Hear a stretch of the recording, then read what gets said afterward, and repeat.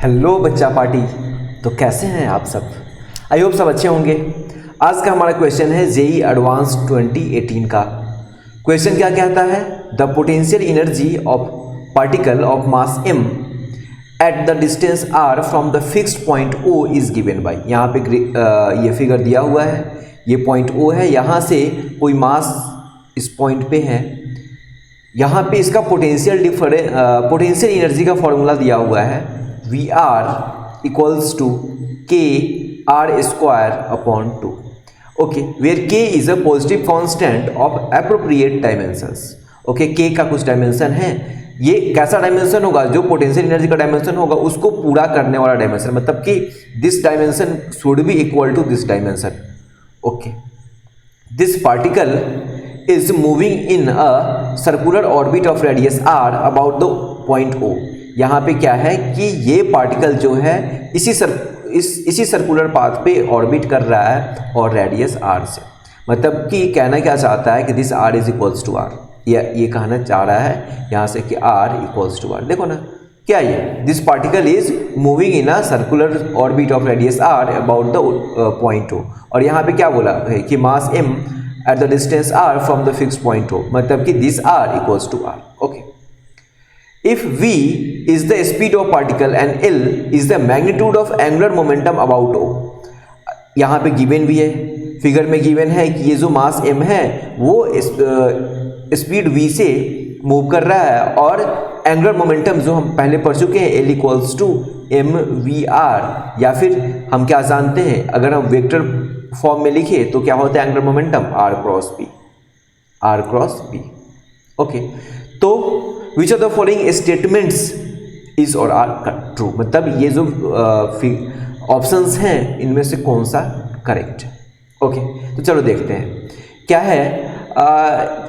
Imagine करते हैं, देखो ये जेई एडवांस का क्वेश्चन है तो पहले से बहुत सारे लोगों को डर लग रहा होगा कि तो जेई एडवांस का क्वेश्चन है, सॉल्व होगा नहीं होगा क्या होगा। तो पहले ही मैं बताता हूँ जेई एडवांस का क्वेश्चन बहुत इजी होता है अगर हम थोड़ा सा दिमाग यूज करें। अगर हो तो यूज कर लेंगे और नहीं हो तो फिर कोई बात नहीं है, तो उसके लिए मैं हुई। तो अगर दिमाग का यूज करें तो जेई एडवांस का क्वेश्चन सबसे आसान होता है।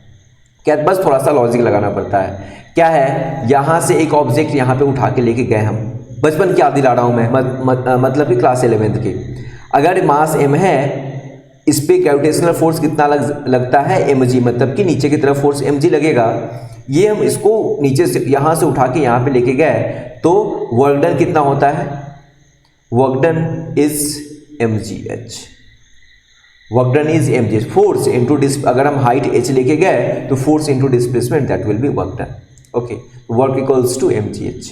ओके, और पोटेंशियल एनर्जी हम पहले पढ़ चुके हैं निगेटिव ऑफ वर्क डन, तो हम इसकी बात करेंगे। तो अगर हमें यहाँ से अगर निगेटिव को छोड़े, अगर अभी के लिए हम सिंपल सा इसको पोटेंशियल एनर्जी ले ले तो क्या मैग्नीट्यूड में तो यही होगा, निगेटिव ऑफ वर्क डन होता है लेकिन मैग्नीट्यूड में तो यही होगा mgh। ओके, तो अगर हमारा पोटेंशियल एनर्जी mgh आ रहा है, हम फोर्स क्या जानते हैं? फोर्स अगर हम इसको ऐसे लिखे dv अपॉन dr, तो क्या हो जाएगा? यहाँ से क्या है mgh d mgh अपॉन ये क्या है h। अब देखो मास तो बदल नहीं सकता है, जी बदलेगा नहीं, थोड़े से हाइट में जी बदलेगा नहीं, चेंज कौन होगा? h।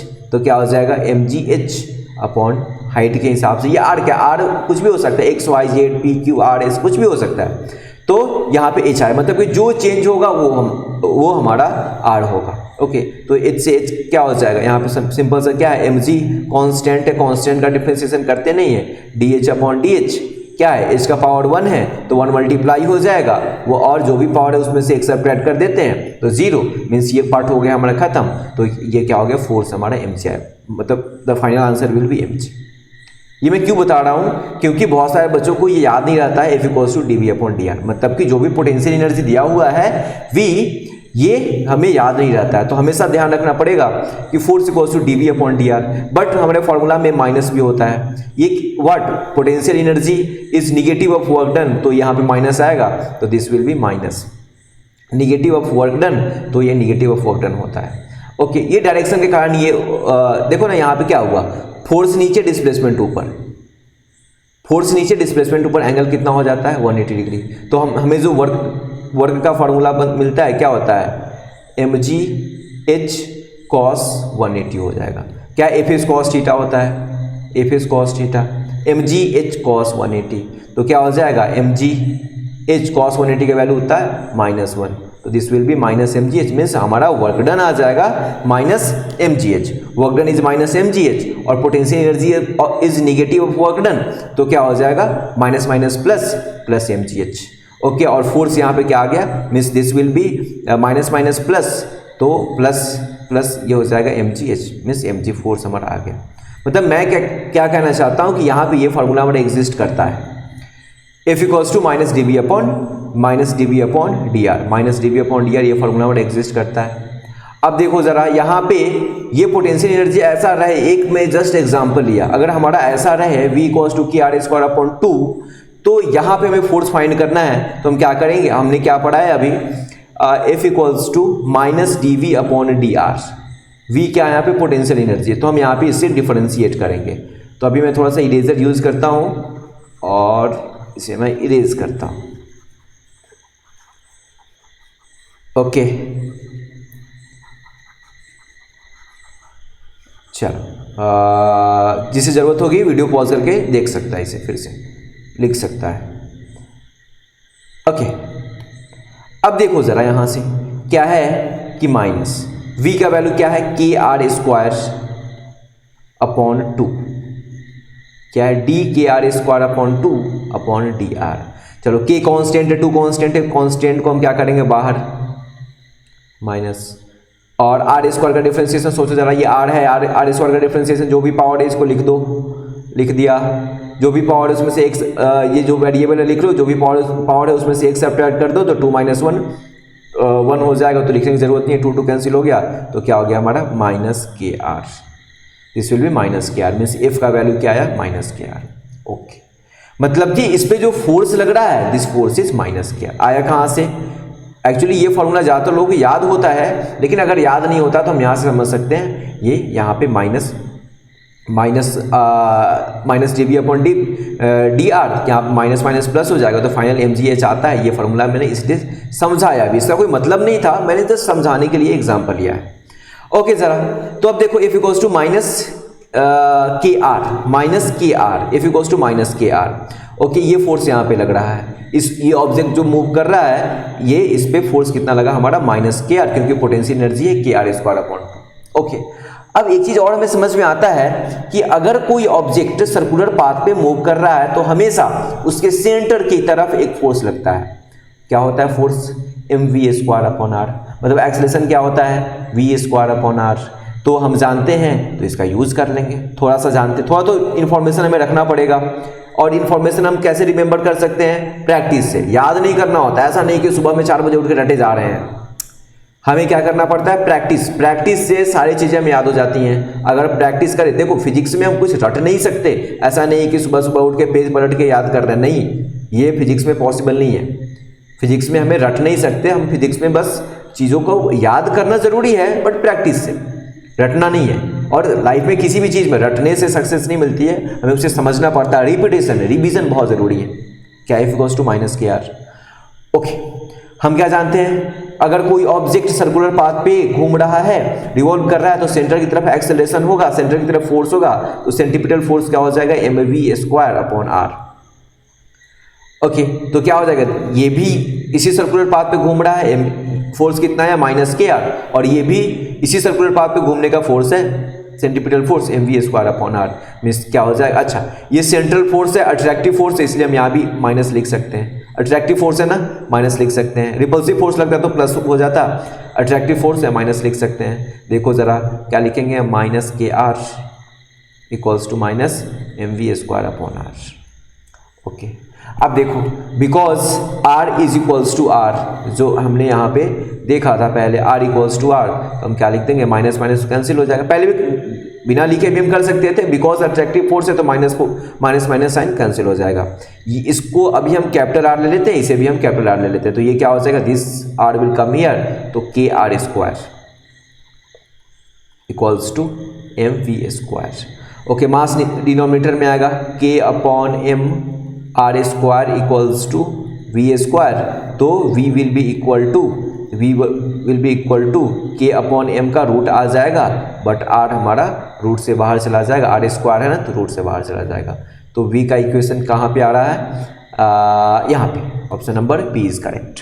ओके, बट यहाँ पे ये गिवन है which of the following statements, is given है मतलब कि हो सकता है ये तो इनकरेक्ट होगा, क्योंकि v एक ही कोई करेक्ट हो सकता है, तो ये तो इनकरेक्ट होगा। अब इन दोनों में से कोई एक करेक्ट हो सकता है, तो वीडियो पॉज करो, इसे जल्दी से लिखो। मैं इरेज कर रहा हूँ, थोड़ा सा स्पेस चाहिए मुझे।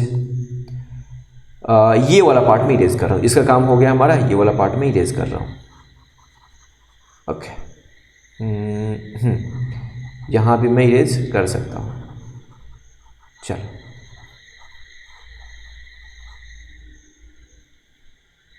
ओके, अब क्या बताया मैंने, एंगुलर मोमेंटम